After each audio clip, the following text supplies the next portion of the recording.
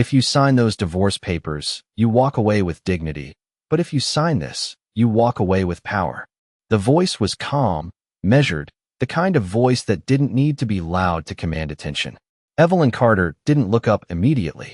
Her fingers rested lightly on the polished oak table, the diamond on her ring catching the late afternoon sunlight streaming through the floor-to-ceiling windows of the Manhattan law office. Outside, the city pulsed with life. Yellow cabs weaving through traffic, people rushing towards somewhere important.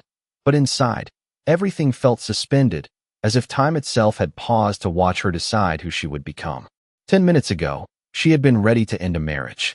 Now, she was being offered the chance to rewrite the ending entirely. The divorce papers sat to her left, crisp, final, inevitable. 10 years of marriage reduced to signatures and clauses. Across from her, her attorney waited in silence, trained not to interrupt moments like this.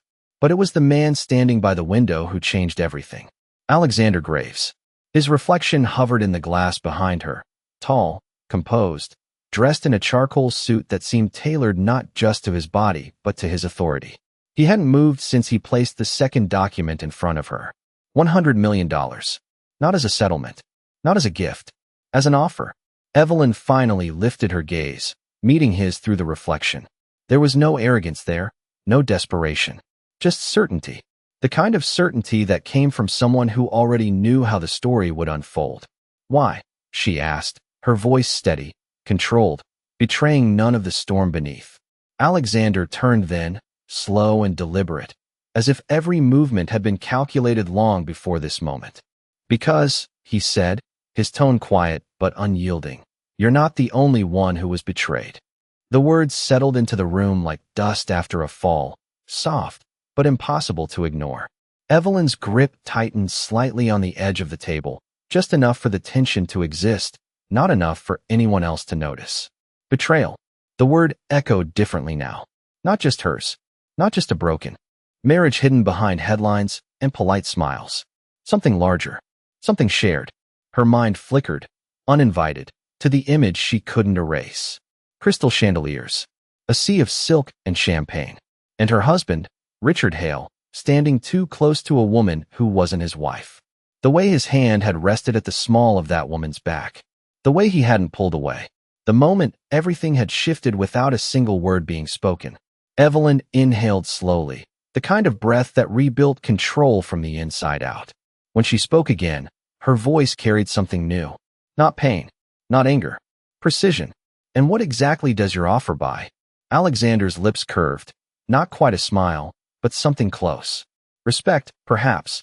Not your silence, he said. Not your forgiveness. He stepped closer, placing one hand lightly on the back of the empty chair across from her, never breaking eye contact. It buys you a position. The word lingered. Position. Not victim. Not ex-wife. Something else entirely. Evelyn glanced down at the contract in front of her, the numbers almost surreal in their magnitude. $100 million. Enough to disappear. Enough to rebuild. Enough to become untouchable. Outside, a siren wailed faintly in the distance, a reminder that the world hadn't stopped. Only she had.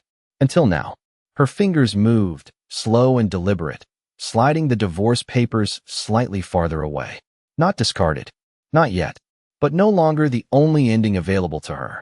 When she finally looked up again, something in her expression had shifted.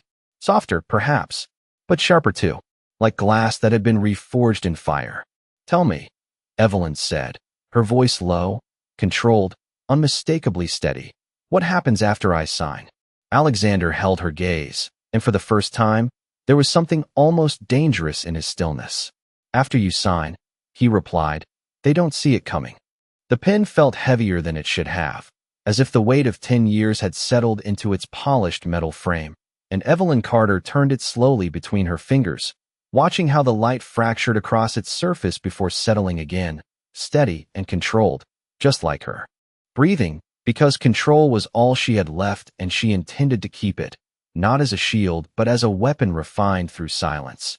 And across the table Alexander Graves did not rush her, did not speak again, because men like him understood that the most powerful decisions were never forced, they were chosen, and the room itself seemed to lean into the moment, The muted hum of Manhattan filtering faintly through the glass, while the city carried on unaware that something irreversible was unfolding 40 floors above its streets. And for the first time since that night under crystal chandeliers, Evelyn allowed herself to remember everything without turning away.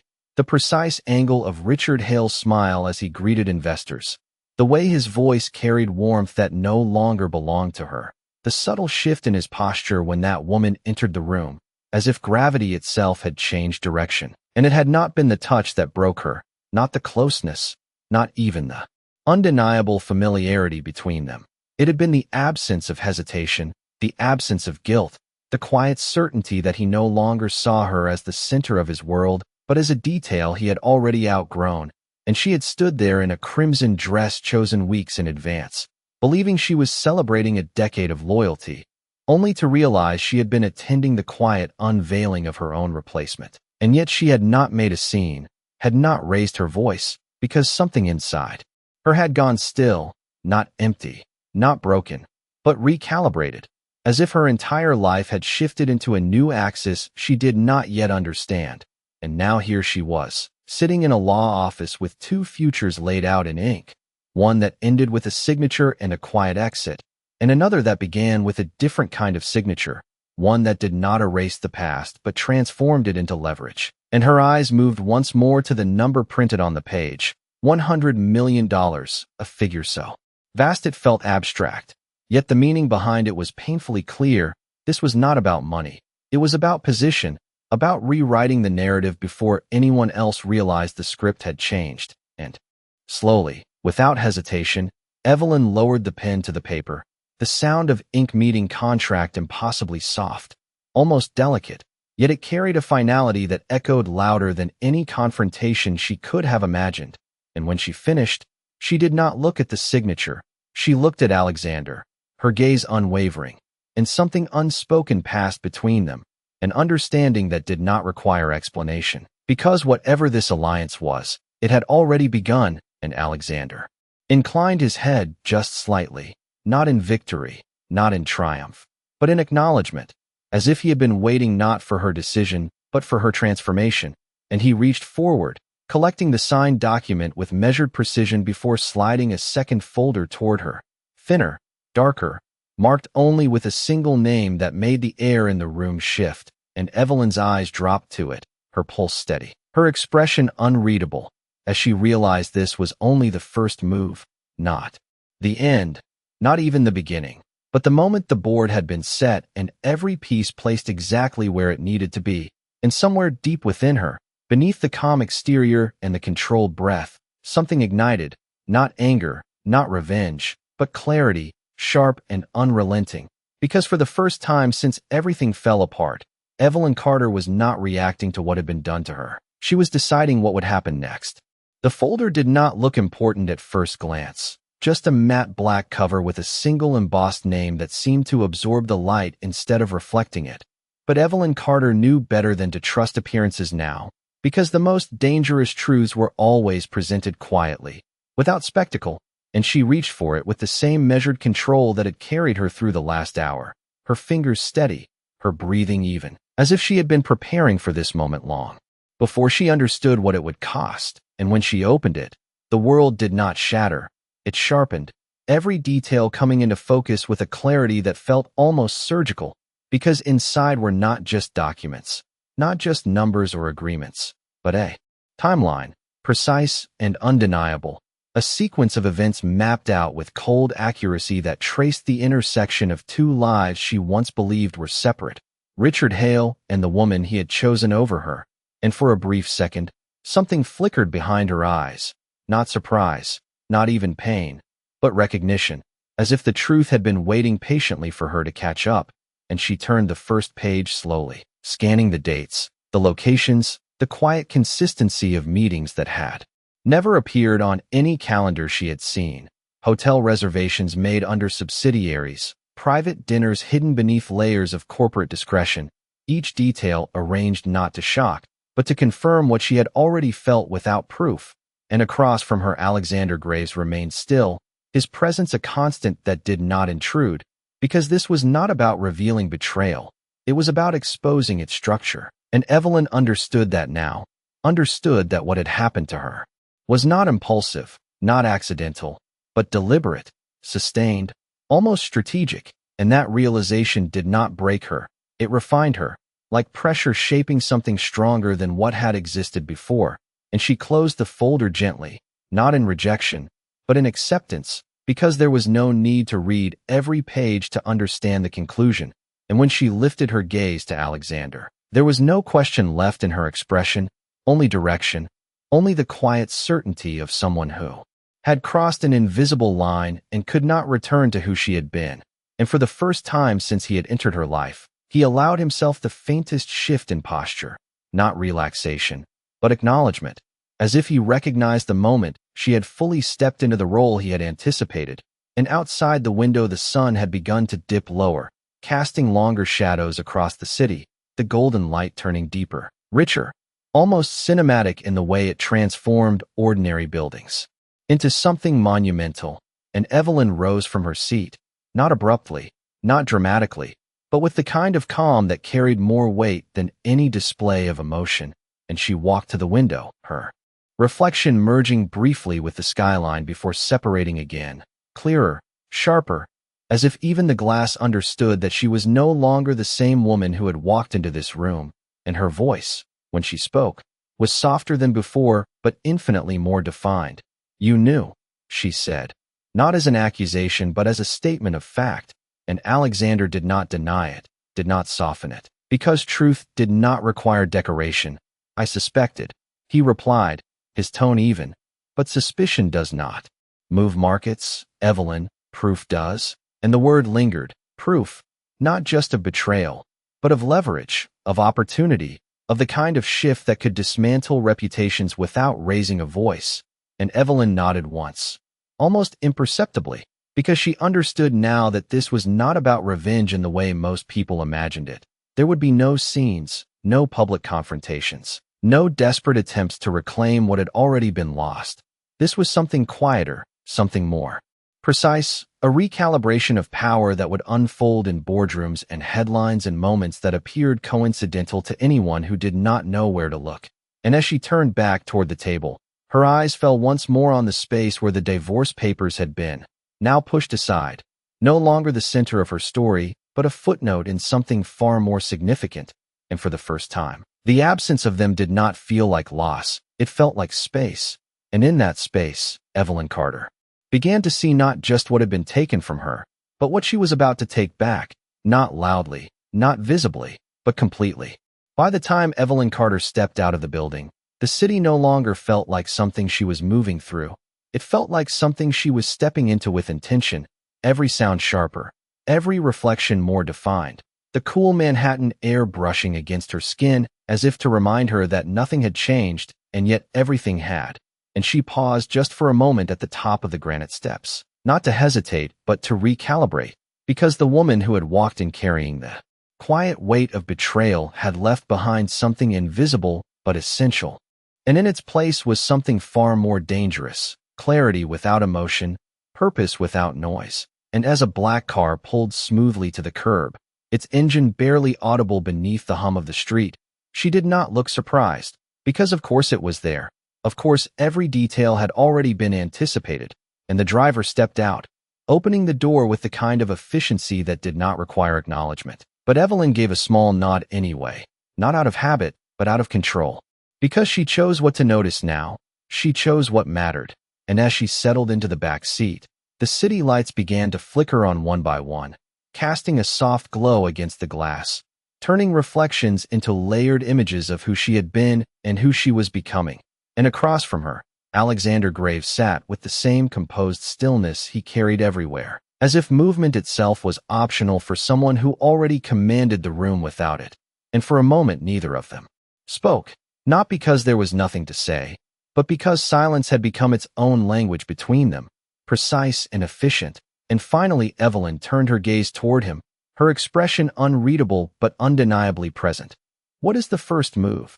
she asked, not as someone seeking guidance, but as someone acknowledging a shared strategy. And Alexander's eyes held hers without hesitation. "You go home," he said simply. And the answer might have sounded ordinary to anyone else, but Evelyn understood immediately that nothing about this was ordinary. Home was no longer just a place. It was a stage, a space where every detail would be observed, where every absence would be noticed, where the illusion still existed and had not yet been challenged.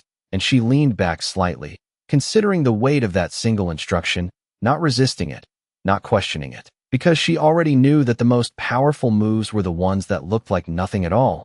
And outside the window, the skyline shifted as the car moved through the city, glass towers reflecting fragments of light like 1,000 silent witnesses, and her mind returned briefly, not to the pain of what had happened, but to the precision of what would happen next, the conversations that would remain calm, the routines that would not change, the way she would walk into the penthouse not as a woman leaving, but as a woman who had already left in every way that mattered.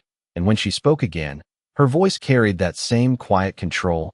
In them, she said, not needing to name Richard or the woman beside him, because names no longer held power over her. They continue exactly as they have, Alexander replied, his tone steady, because people who believe they are unseen rarely change their behavior. And something almost imperceptible shifted in Evelyn's gaze, not satisfaction, not anticipation, but understanding, because this was not about confrontation, it was about observation, about allowing the truth to unfold fully before it was ever revealed. And as the car slowed to a stop in front of the building she had once called everything, Evelyn reached for the door handle, but paused for just a fraction of a second, her reflection staring back at her in the darkened glass, composed, elegant, unchanged to anyone who did not know where to look. And when she stepped out, her heels meeting the pavement with a quiet, deliberate rhythm, she did not feel like she was returning to a place she had lost. She felt like she was entering a space she now controlled, even if no one else knew it yet. The elevator ride felt longer than usual, not because of distance, but because of awareness.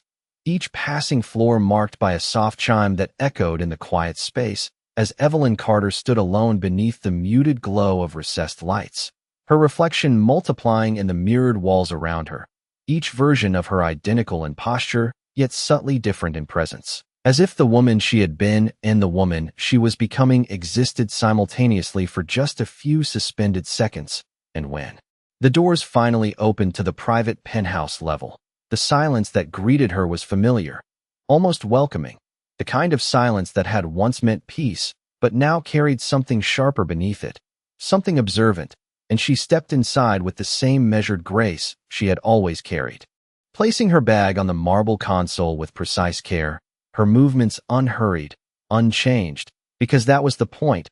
Nothing about her return could suggest disruption, not yet, and the city lights spilled through the expansive windows, casting long reflections across the polished floors, turning the space into a stage where every detail mattered, and she moved through it effortlessly, removing her coat, adjusting a single strand of hair, her actions deliberate but natural, until the faint sound of a door closing down the hall broke the stillness. And she did not turn immediately.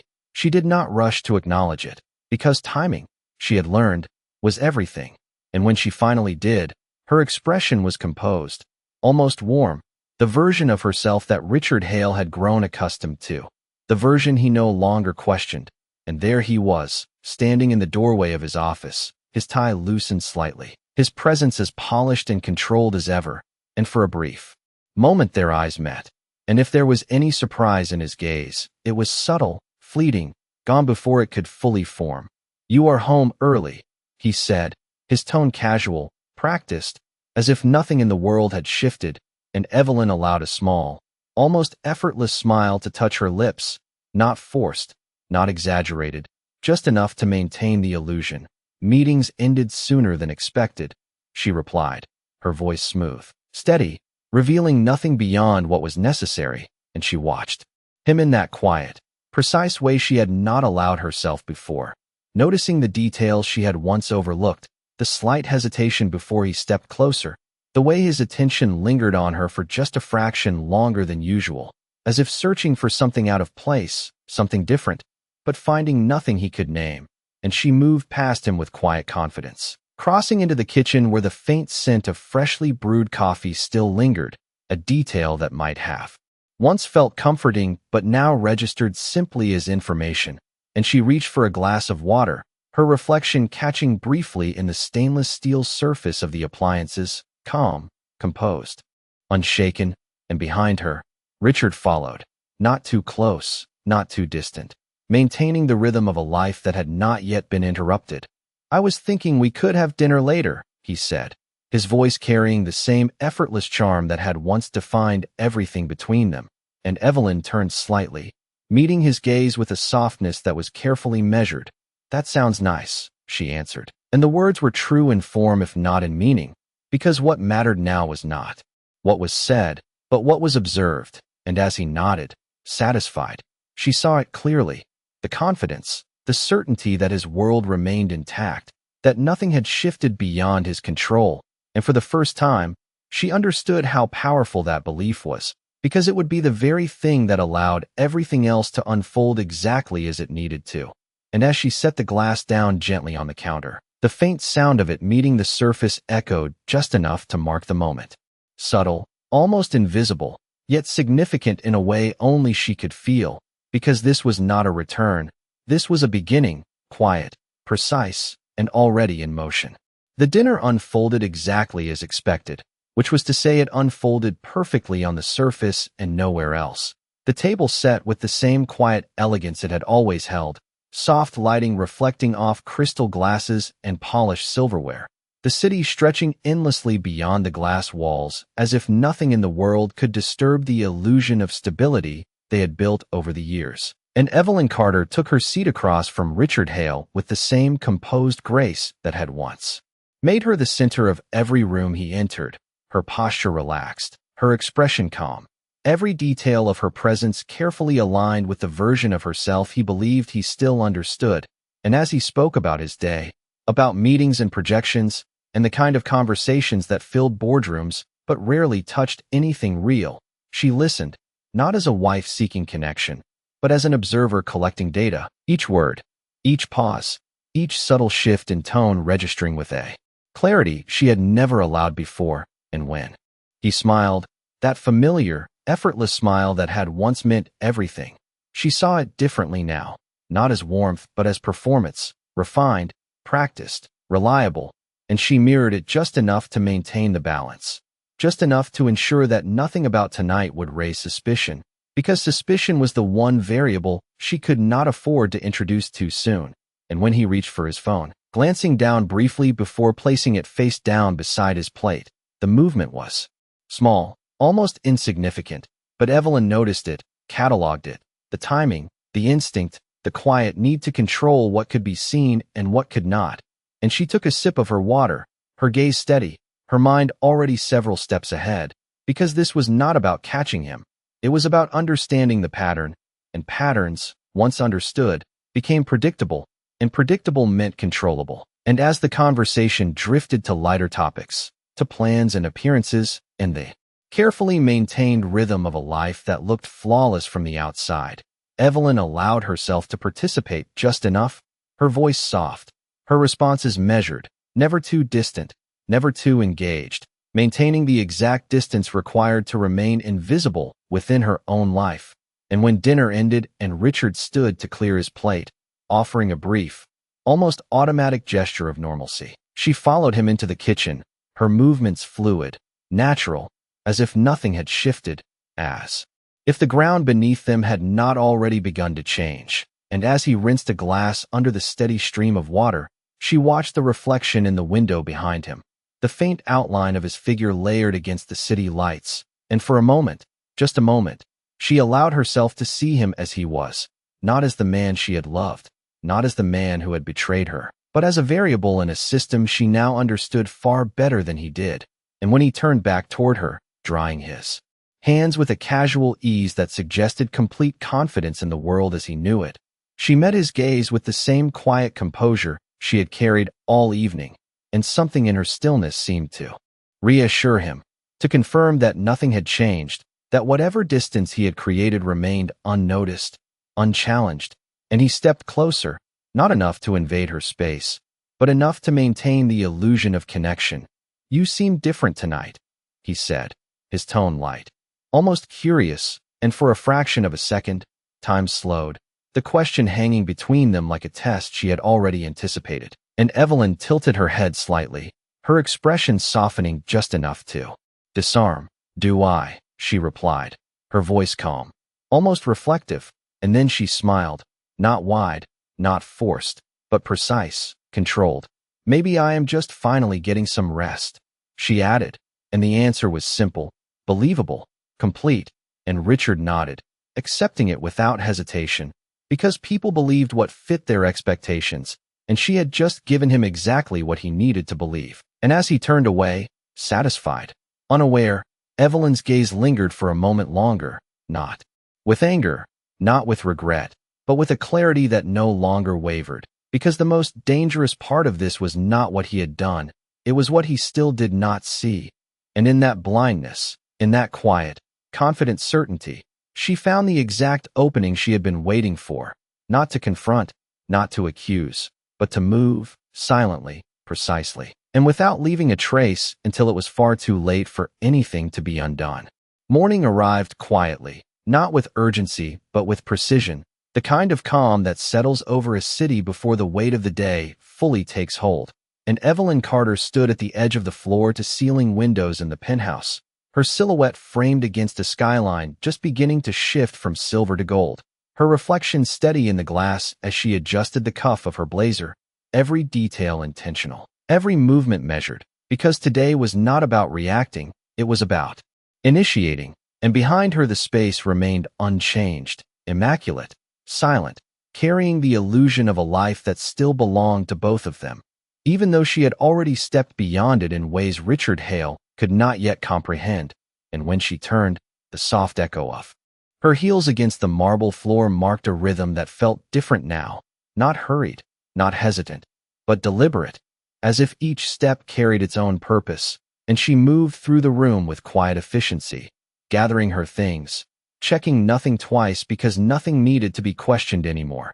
And when Richard entered from the hallway, his presence as composed as ever, tie perfectly aligned, expression relaxed, he paused just long enough to observe her, to take in the details that had not changed, and yet something lingered beneath his gaze, something unspoken, something he could not quite define. "You have an early start," he said, his tone casual, almost conversational, and Evelyn met his eyes with the same calm steadiness she had carried since the night before. "There is a lot to take care of," she replied, her voice smooth, unremarkable in its delivery, yet layered with a meaning he did not hear. And he nodded, accepting it without question, because routine was a powerful disguise, and she was wearing it flawlessly. And as she reached for her bag, her phone vibrated once, a subtle interruption that did not break her composure.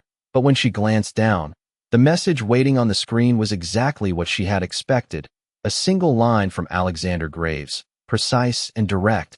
"The first move is already in motion," and for a brief second, something shifted behind her eyes, not surprise, not anticipation, but alignment, as if the world she had stepped into yesterday was now unfolding exactly as it should.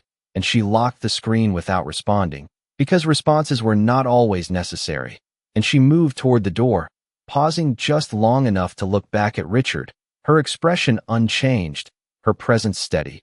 "Do not wait up tonight," she said softly, and the words carried a familiarity that masked their true meaning, and he gave a small, almost distracted smile. "I will not," he replied, already turning his attention to something else, something routine, something safe. And as Evelyn stepped into the elevator, the doors closing with a quiet finality, she allowed herself a single breath, deeper than the others, not to steady herself, but to acknowledge the shift that had already begun. And when the elevator descended, each floor passing with a soft chime, it felt less like leaving and more like advancing, moving from one phase of a plan to the next. And by the time she reached the lobby, the city had fully awakened, energy surging through the streets, taxis lining the curb, people moving with purpose, and she stepped into it seamlessly, her presence blending into the rhythm of Manhattan while remaining entirely her own. And as the car door opened for her once again, she slid inside without hesitation, her gaze lifting to meet Alexander as he sat across from her, his expression unchanged, his presence as controlled as ever, and for a moment neither of them spoke, because words were no longer necessary to define what had already been set into motion. And finally Evelyn leaned back slightly, her posture relaxed, her voice quiet but unmistakably certain. "Tell me what they have not seen yet," she said, and Alexander's eyes held hers, steady, precise. "They have not seen that the ground beneath them has already shifted," he replied, and something almost imperceptible passed between them. Not agreement, not reassurance, but understanding, because the most powerful moves were never announced.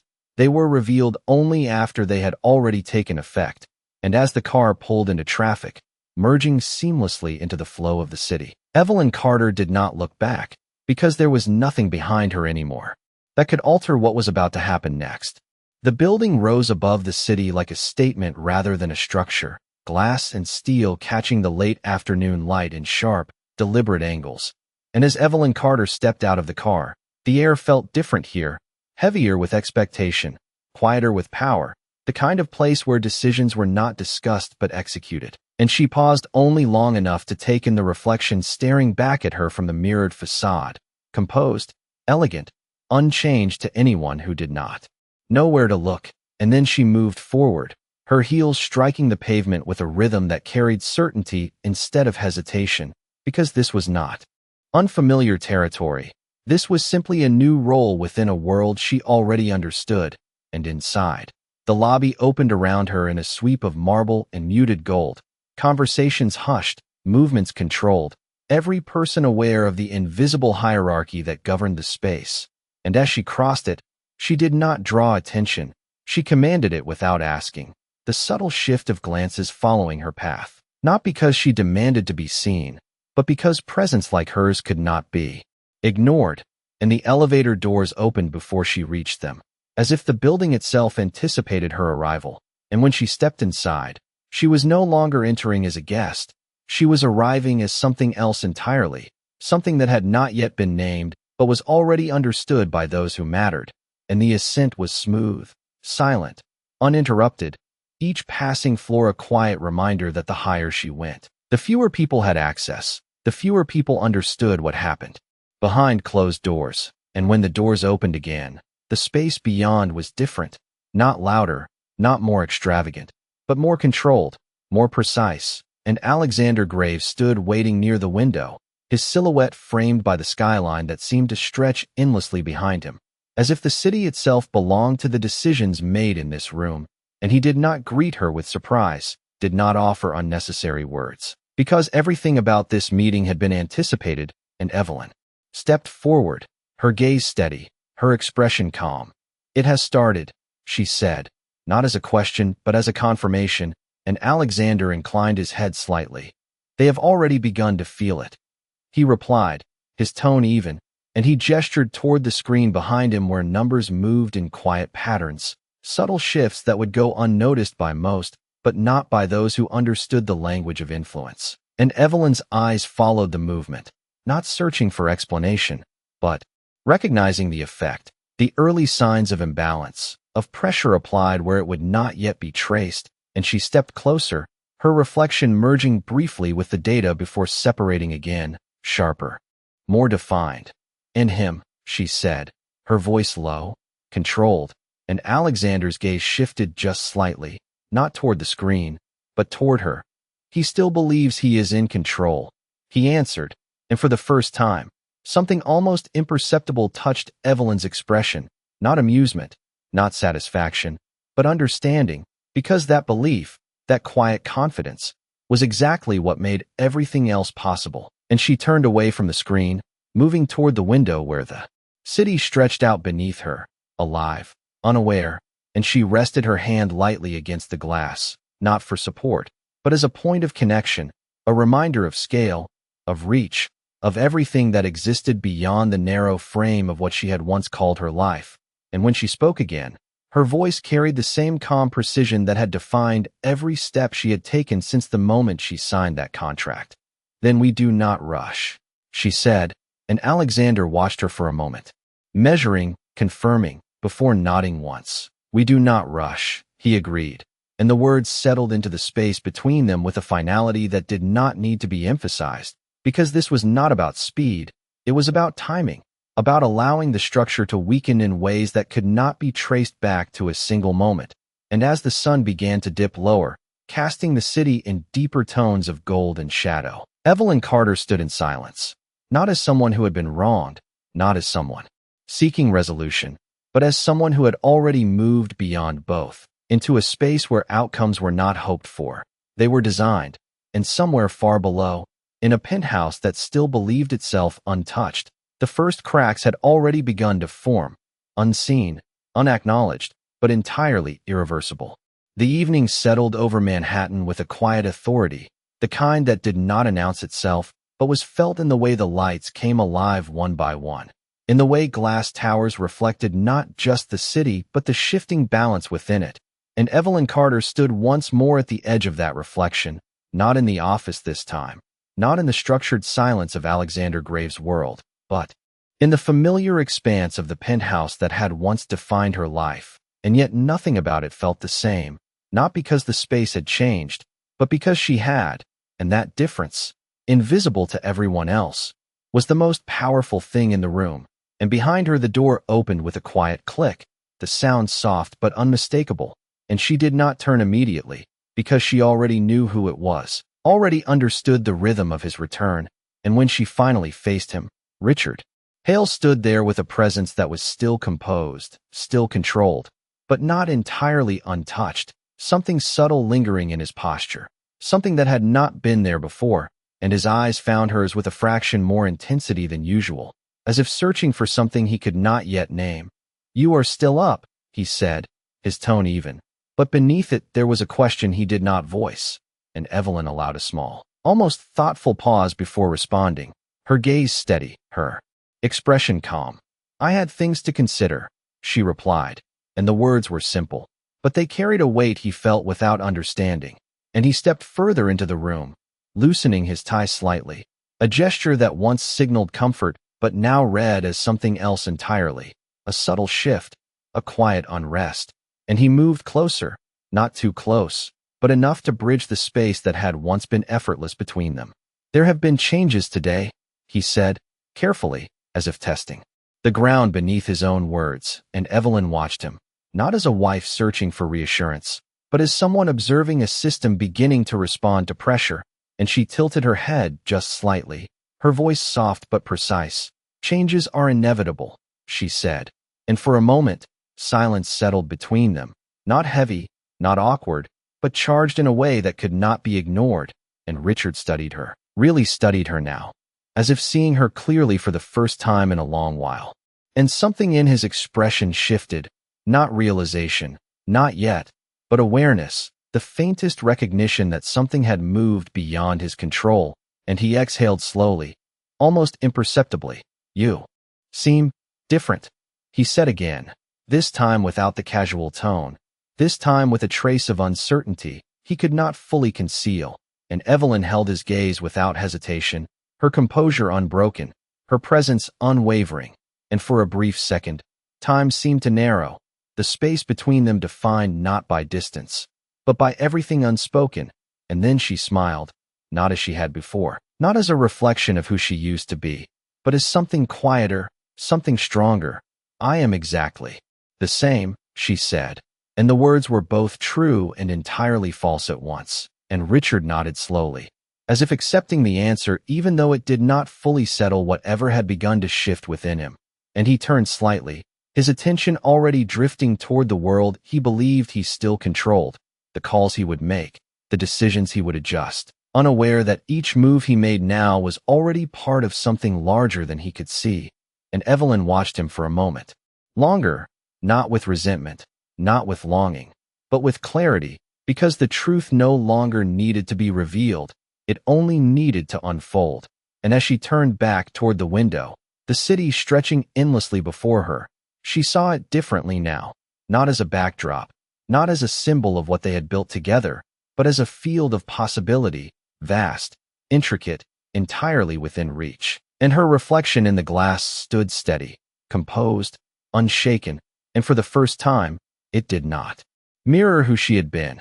It reflected exactly who she had become, someone who did not need to raise her voice to change the outcome, someone who did not need to fight to win, because the moment she chose herself, everything else had already begun to fall into place, quietly, precisely, and beyond anything that could be undone.